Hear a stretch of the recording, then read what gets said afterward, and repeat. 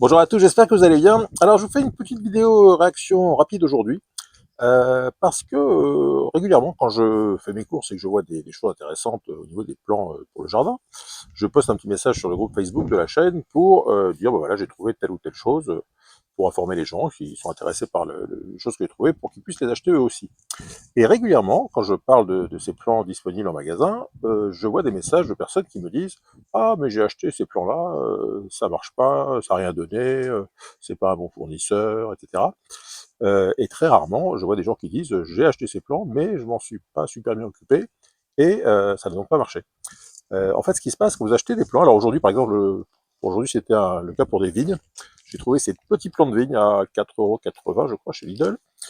J'ai donc posté un message pour dire que j'ai trouvé ces plans, et puis on me dit, voilà, j'en ai acheté, ça n'a rien donné, c'est pas de la bonne qualité, etc. Et en fait, je voulais vous dire, voilà, les choses que vous pourriez faire pour faire en sorte de ne pas perdre ces plans. Parce que moi, il se trouve que des plans comme ça, j'en ai acheté quelques-uns quand même, et ça m'est très très très rarement arrivé de perdre des plans, parce que je dois faire à peu près ce qu'il faut pour ne pas les perdre. Donc je vais vous dire ce que je fais moi quand j'achète des plans, et peut-être que si vous faites pareil, vous en perdrez moins, puisque comme je vois qu'il y a beaucoup de gens qui perdent leurs plans après les avoir achetés, c'est quand même dommage.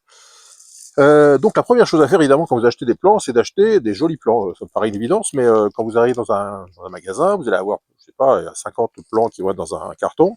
Il faut prendre évidemment ceux qui ont le plus de bourgeons, qui ont des bourgeons bien gonflés, qui ont l'air sains. Si vous voyez qu'il y a la moindre plaie, si vous voyez que les bourgeons n'ont pas l'air d'être gonflés, enfin bon, si vous voyez que le plan n'a pas l'air en grande forme, évidemment, ne l'achetez pas. Alors parfois, il n'y aura plus que des plans moches. Bah, dans ce cas-là, vous n'achetez pas du tout de plan. C'est pas la peine d'acheter un plan moche en disant je vais essayer de le sauver. Et puis au final, s'il est mort dans le magasin, il va pas ressusciter chez vous. Donc première chose, c'est une évidence, choisir les plus jolis plans, les plans les plus gonflés, les plus vraiment qui vous dites tiens, il a l'air en forme, il va repartir. Ça, c'est la première chose.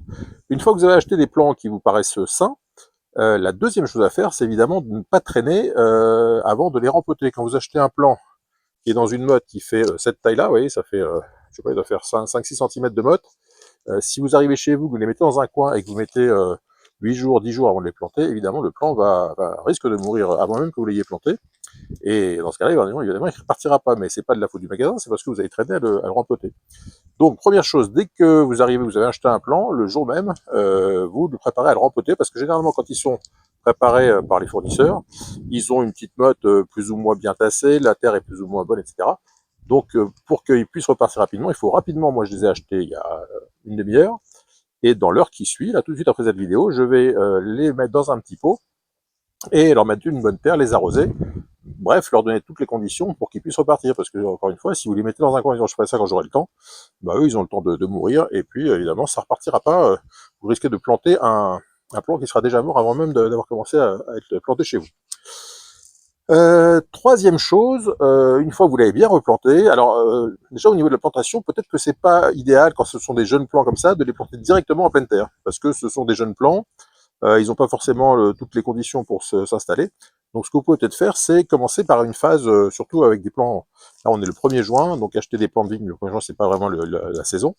Donc vous pouvez commencer par une première phase dans un pot. Donc là, je vais mettre un grand pot.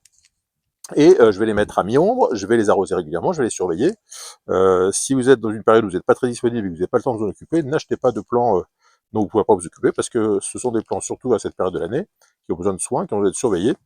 Donc peut-être qu'il ne faut pas les planter directement en pleine terre, mais les planter d'abord dans un pot, et puis une fois que le pot est bien peuplé de racines, que vous avez une belle motte pleine de racines, là vous pouvez les planter en pleine terre.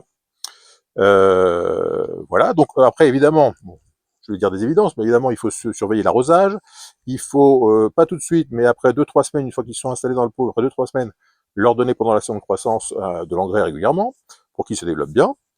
Et il me semble que si vous faites tout ça, normalement, vous avez toutes les conditions pour que les plants reprennent bien.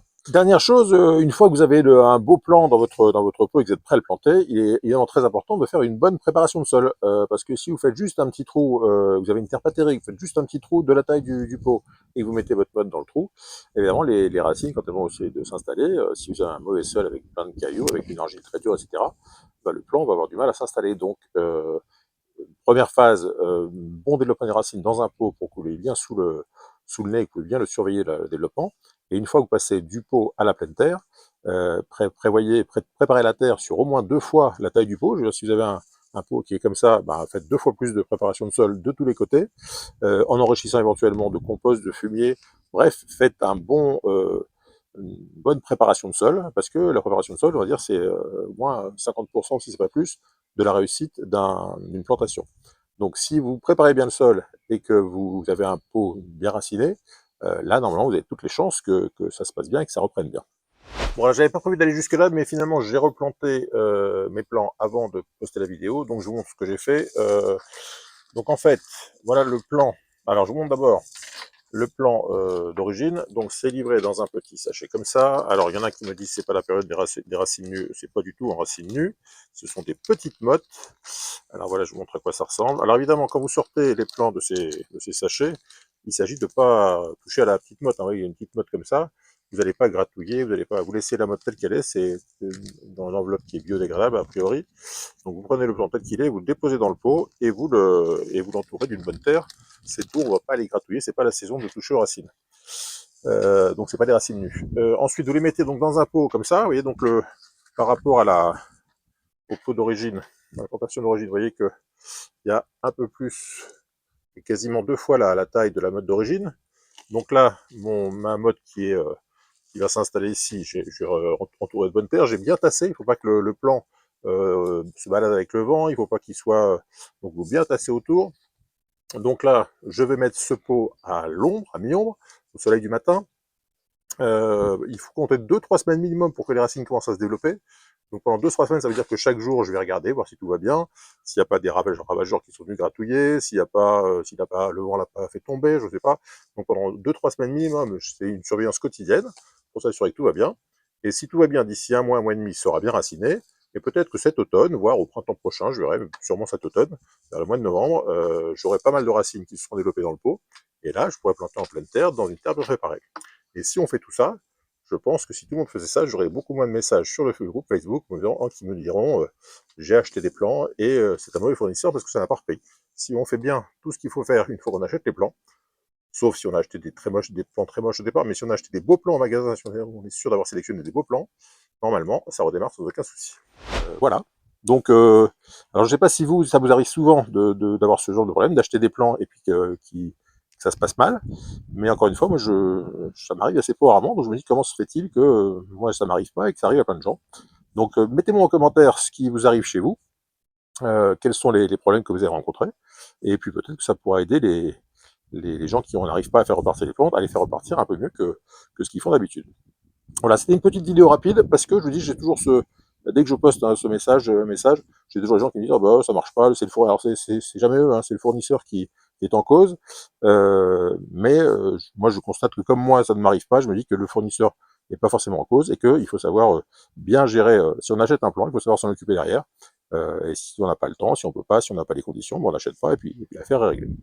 Voilà, c'est tout pour aujourd'hui. Si vous avez des questions, des commentaires, c'est juste en dessous. Si vous avez aimé cette vidéo, évidemment, un petit pouce bleu. Et si vous n'êtes toujours pas abonné à la chaîne, je compte sur vous pour nous rejoindre très vite. Bye bye.